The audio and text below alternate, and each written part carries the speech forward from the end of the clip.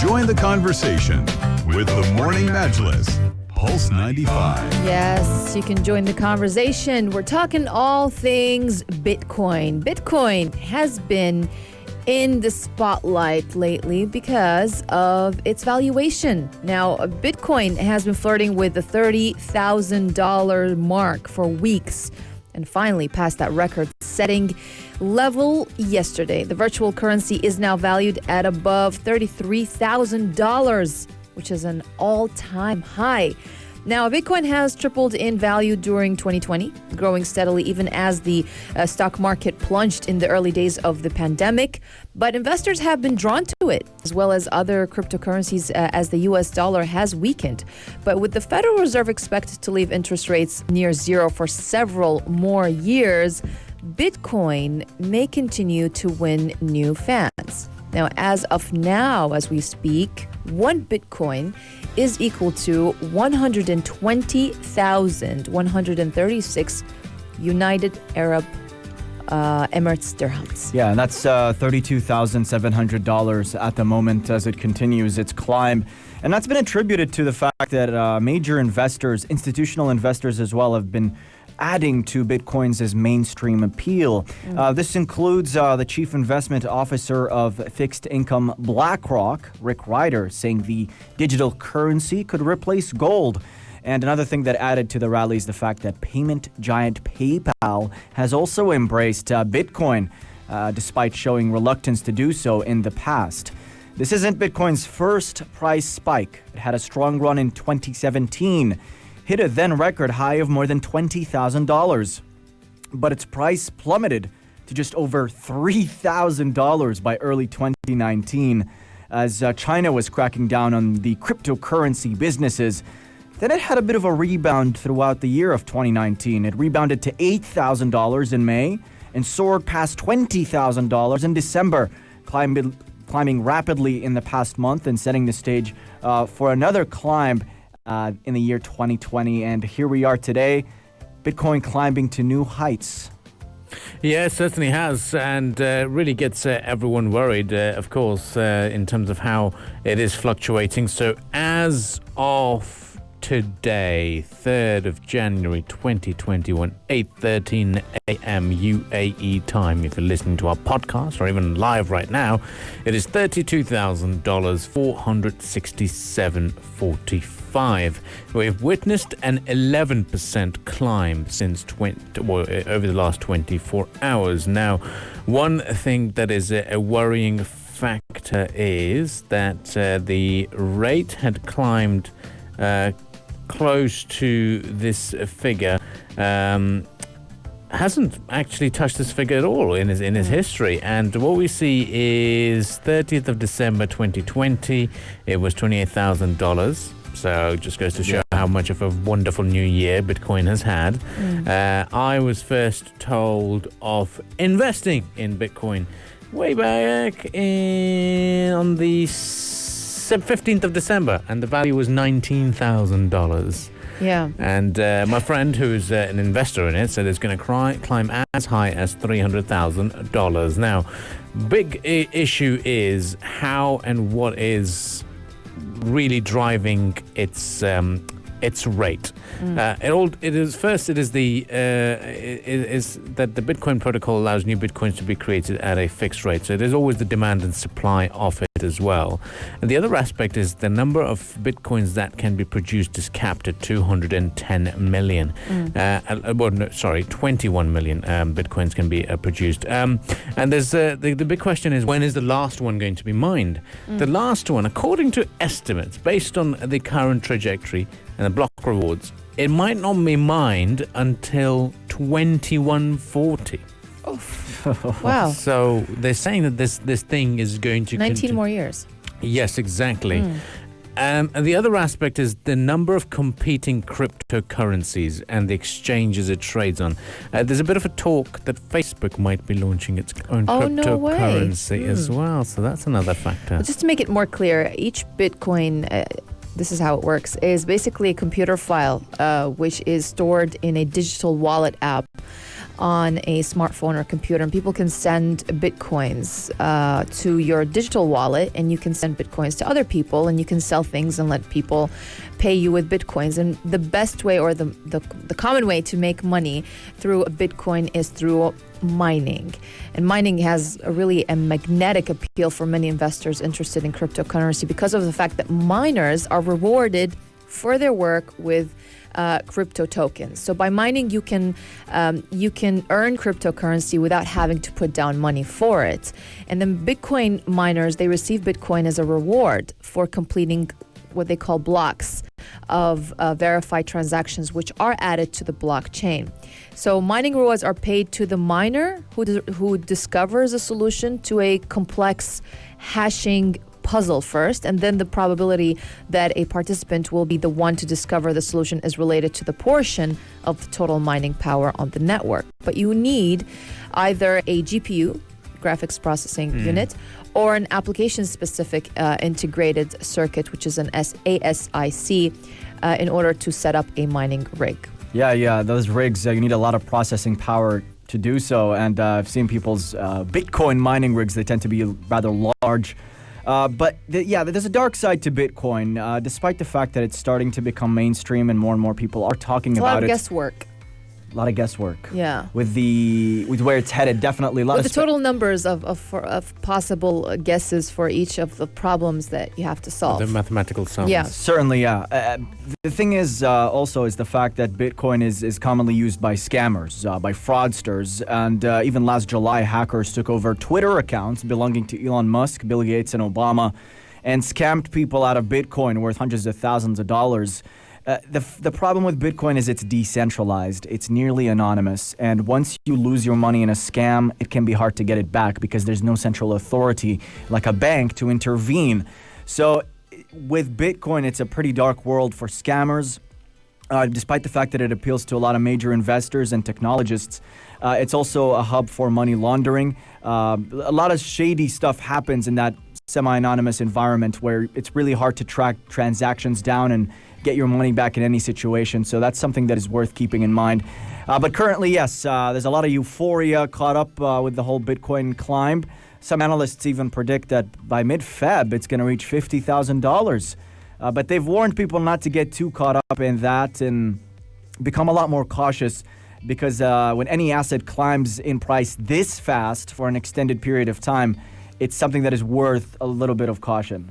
Yeah, it's too good to be true. That's one thing that people start to think. And, a person like myself has been thinking, had I invested maybe in a couple of thousand dirhams when my friend was talking about it, and then I'd have probably got a little bit more money for it. But the fact is that, look, Bitcoin's, unlike traditional currencies, Bitcoin is not issued by a central bank. It is not regulated or backed by a government. Therefore, the monetary policy, inflation rates, economic growth, they do not affect the value of the Bitcoin.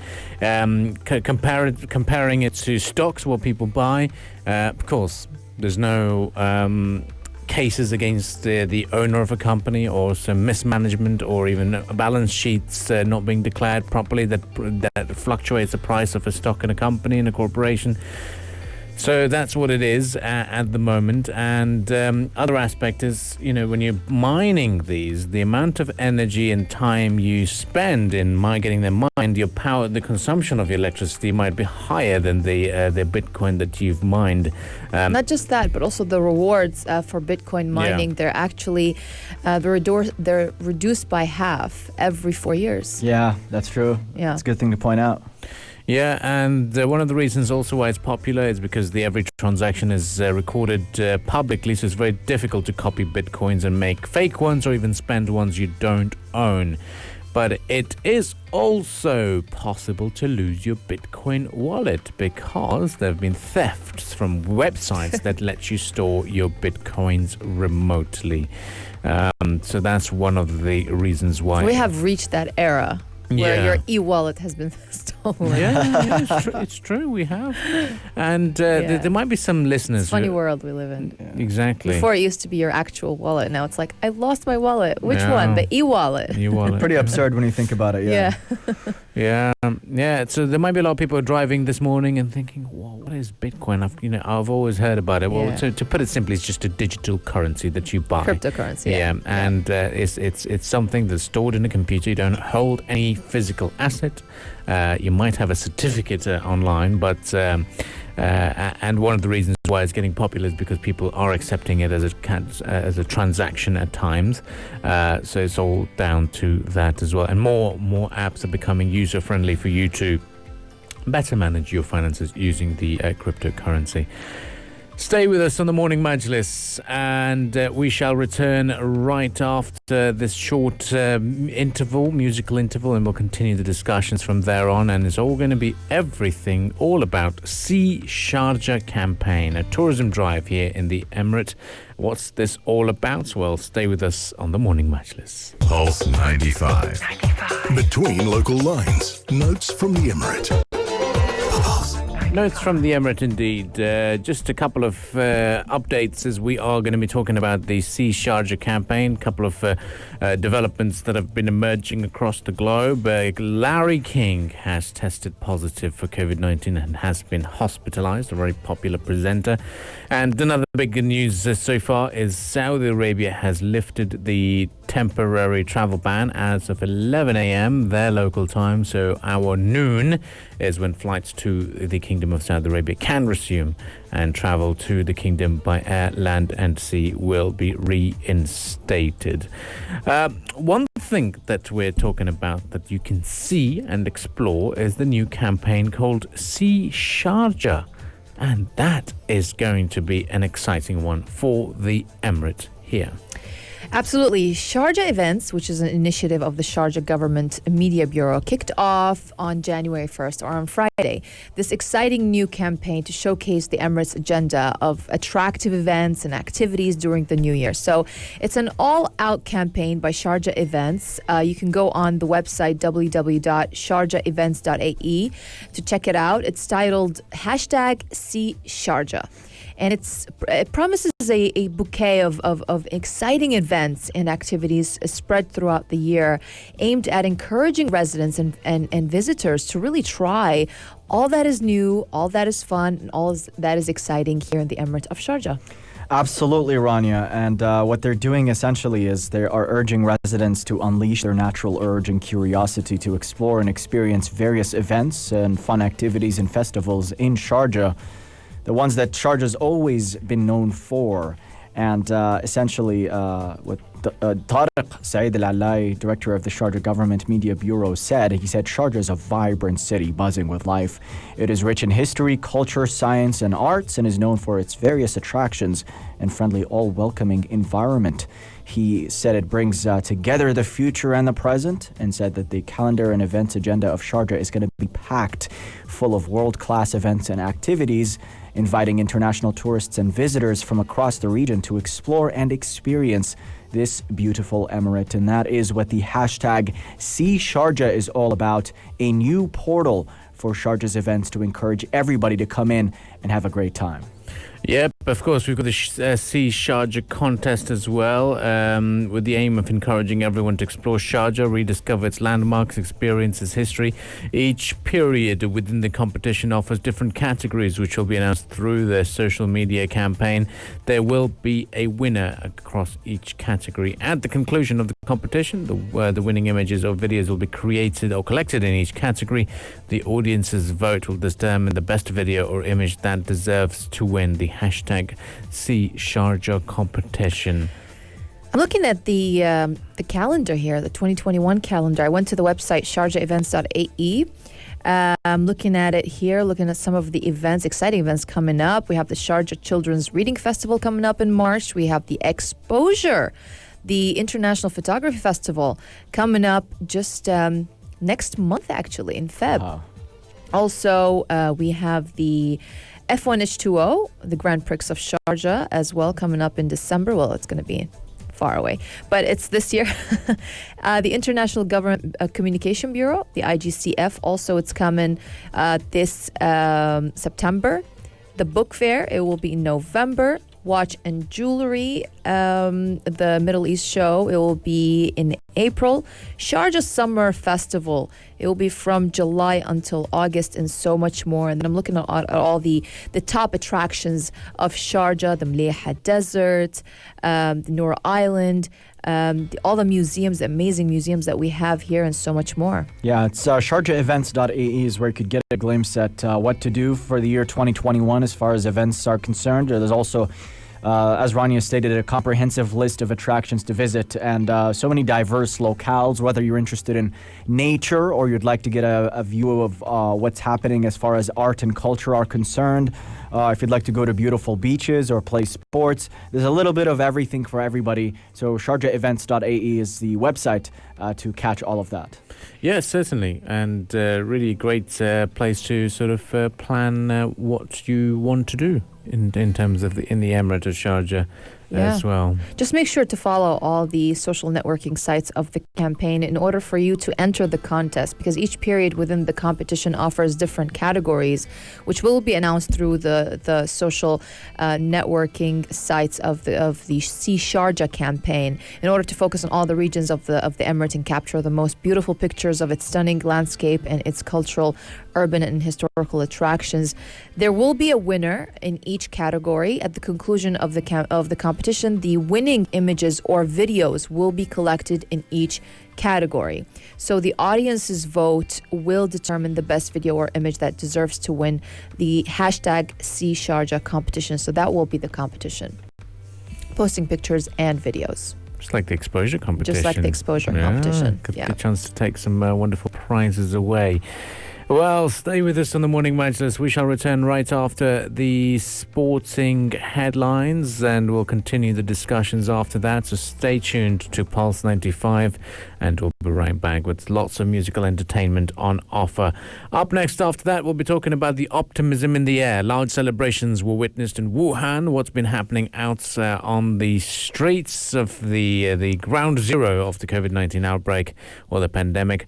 We'll be talking about that, so stay tuned to Pulse 95. It's now time for the sports news, courtesy of Iman Al-Majali. Pulse 95. The Morning Majlis, talking the stories that are shaping headlines. This is Pulse 95. Vaccines in the United Arab Emirates. Rania is an expert in the world of pharmaceutical industries, not an expert. and she's a medic correspondent, let's say, and in differentiating between different vaccines that are out there in the world. Sinopharm is one of the very popular ones. So the Ministry of Health and Prevention have now come out with a bit of a guideline in terms of what's going on. So Chinese Sinopharm COVID-19 vaccine is now made available at all medical centers in the United Arab Emirates. Dubai, however, with the free vaccination drive, sees residents given the Pfizer BioNTech jab. Getting a COVID-19 vaccine can help you create antibody response in your own body, and getting vaccinated also might help protect people around you from COVID-19, particularly people at increased risk of severe illnesses from the virus and its complications. Now, big question is, can I be infected with COVID-19 even after taking the vaccine? No, you cannot get the infection according to the currently available studies. But keep in mind that for your body to build immunity, you should take 2 doses with an interval of 21 to 28 days between the first and the second doses. Till now, there's no specific duration for immunity post-vaccination. But really, as you said, Abdul Karim, how the Sinopharm vaccine works is totally different than how Pfizer works, than AstraZeneca works. So Sinopharm, basically, it trains your body's immune system to detect and destroy viruses using injections of the deactivated virus. So for the COVID-19 coronavirus one, researchers used a compound which stops the virus from replicating, but it still allows it to trigger a response from the immune system. So the deactivated virus method has been safely used for decades. That's like the traditional technique or way for to create vaccines, basically, against viruses ranging from influenza and polio to a lot of other viruses as well. But yeah, are there any possible side effects for the Sinopharm vaccine? Now, the use of the vaccine might cause some common side effects, like pain in the injection site. That's the most common one. Fever, headache is also very common. Fatigue, muscle pain, and lethargy. Generally, the mild symptoms, they subside without the treatment. Yeah, indeed, Rania. And we've been getting questions as well about people who've already been infected with COVID-19. Should they get a vaccine after they've recovered? And it's something that scientists are still evaluating, but they say that reinfection with the virus that causes It's COVID, unlikely. very unlikely Yeah. during the first 90 days after your initial infection. But after those 90-day periods, you might benefit from vaccination after that period, if desired, however. So that's something that they're still looking at as well. And another thing as well is what can happen with the mask wearing and social distancing once you've been vaccinated. The recommendation is really to take a three-pronged approach and do everything you can, even after you've been vaccinated, to both prevent catching on a variant of COVID-19 and spreading it around as well. So that's something that's also been assessed. As far as the population percentage that needs to get vaccinated, we know Dubai's government is aiming for 70% to reach herd immunity, they say. But experts still don't know the exact percentage needed. And that's because it's everyone, the amount that it's exactly needed, it's variable depending on many factors as well. So that's still something that people are evaluating and experts are studying. But the aim here is to get as many people the vaccine as possible in the United Arab Emirates.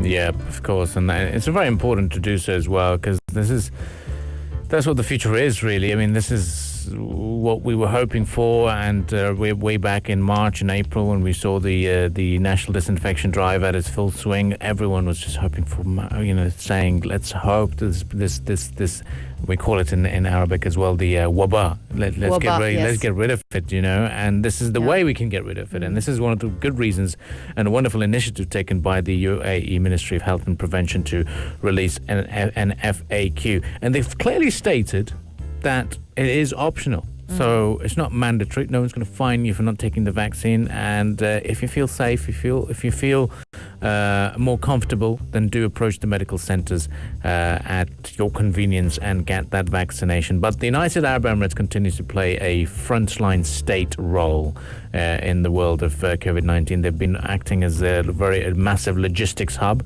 We've seen the HOPE Consortium in the nation's capital, which can store large amounts of vaccines as well and help transport it to other parts of the globe.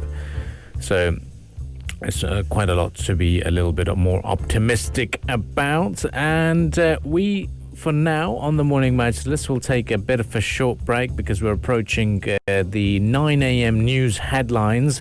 And if you'd like to catch up with those discussions, if you're going to be parking your vehicles anytime soon and thought the Morning Majlis has had a very wonderful discussion and would like to hear more about what we talk about, then you can just log on to SoundCloud and Apple Podcast and search for Morning Majlis. Even on Spotify, search for Morning Majlis, subscribe and share away. And if you'd like to catch the video discussions, then we're live on YouTube, live streaming it throughout the time of our shows as well. We'll be right back after a bit of musical interval as well as the news headlines, so stay with us. This is the Morning Majlis, only on Pulse 95. Pulse 95. Between local lines, notes from the Emirate. Well, the Khorfa Khan film has been proudly a big, huge success. If you haven't seen it yet, well, you need to go get your cinema tickets ASAP and watch it. It's worth every minute of those 2 hours. And we know that it debuted actually in local cinemas on December 17th. And it's an adaptation of Khorfak Khan's resistance against the Portuguese invasion back in 1507. Yep. It's based on the famous book written by His Highness Sheikh Dr. Sultan bin Muhammad al-Qasimi, the Supreme Council member and the ruler of Sharjah. And when we're talking about big success in the cinema, I'm talking about from December 17th until December 19th. The film has succeeded in selling over 25,000 local cinema tickets, which enabled it to rank second in local box office right here in the UAE. So this is something big we're talking about here. Yeah, indeed. Now, to get it into the numbers specifically, so overall, within this time period, the big action blockbusters sold 25,367 tickets. The Khorfak Khan movie itself, within that 3-day period, sold 5,087 tickets. And this is a pretty big deal because all around the world, the movie industry has been pretty much in shutdown mode. A number of blockbusters had been released, namely Wonder Woman, for instance, and ticket sales have failed to reach the quota that the makers of the film had hoped for. But right here in the Emirates, the Khorfak Khan movie is doing really, really well. In fact, sold more tickets than some of the blockbusters that were screening during this time, particularly the movie Monster Hunter, which around the same time period sold 3,184 tickets as well. But yes, pretty big news for us here, and a success for the Khorfak Khan movie. A lot of excitement and hype going around it, and you guys have watched that movie. We did at the Khorfak Khan Amphitheater. I did, and I watched it again in the cinema. You watched it again in the cinema as well. Yeah. But which one was a better experience? Definitely the amphitheater. The amphitheater, Amphitheater was a whole new experience. I've got to tell you that. Definitely. Open air, the views. Open air views, the hype, the people around, and the sound quality. Sound quality, the weather. Yeah, cinema. You watch it in cinema. It's a normal experience. It's a normal experience. We've done it before. Yeah. And, Yeah. and yes, it is because in the cinema it was in subtitles. So Yeah. yes, you can understand a bit more. But when you watched it in the amphitheater, the film itself is very self-explanatory. Right. So you can understand what the conversations are going on. And if you're one of those who's lived in this part of the world, I'm sure a lot of people would be understanding basic levels of Fusha, and you can gather some of the words and you can understand the bits of it. So that was good. But no, the experience of being in the amphitheater, there is that new destination is a whole new level, to be honest. Right. And it's such an incredible experience when you go down there, and a brilliant film to watch. But yeah, it's a captivating story. And it's very historical, so it gives you a bit of a narrative in terms of what happened. I think it also made a lot of Emiratis realize the hardships that people had to go through back in the days, and the struggles of for being a quiet fishing town to face from these the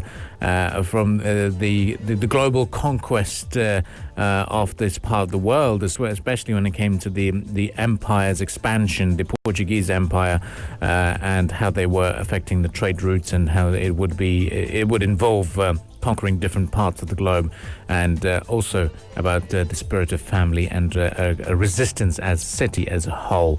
So all of that was very, very well highlighted.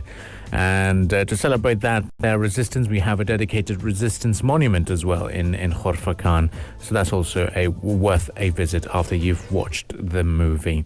Well, stay with us on the morning Majlis. We shall be returning right after a bit of a break, and we will be discussing a little bit more about what competitions you can win here in the Emirate of Sharjah, courtesy of the shopping promotions. Stay with us. This is Pulse 95. If you liked this episode of The Morning Majlis, drop a like and subscribe. 95. Be sure to follow us on Instagram for all our daily updates and top stories.